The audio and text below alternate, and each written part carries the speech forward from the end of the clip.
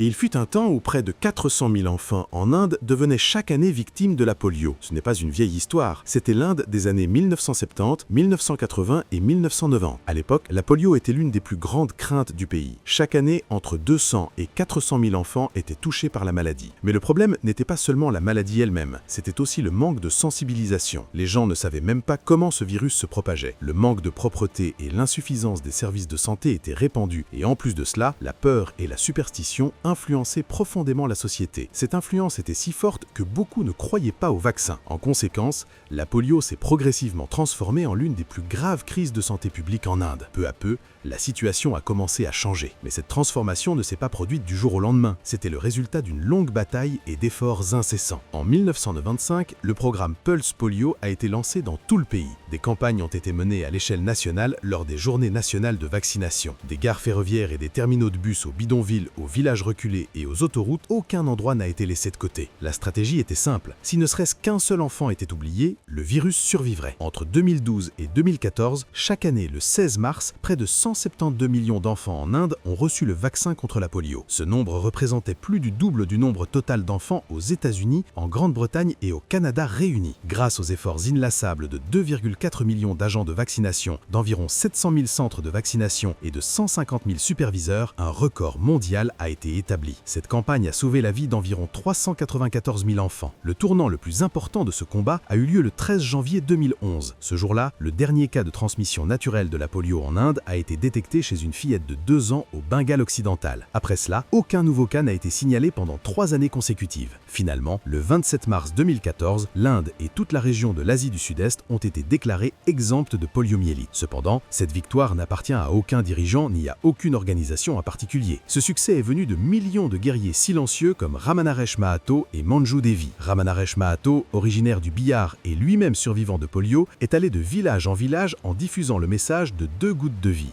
À ses côtés se tenait sa fille Manju Devi. Aujourd'hui, l'Inde est exempte de polio, mais la polio existe toujours au Pakistan et en Afghanistan, c'est pourquoi l'Organisation mondiale de la santé n'a pas encore déclaré ces pays exempts de polio. La réussite de l'Inde n'est pas une question de fierté, elle nous rappelle à quel point il est crucial de rester vigilant même après une victoire aussi importante.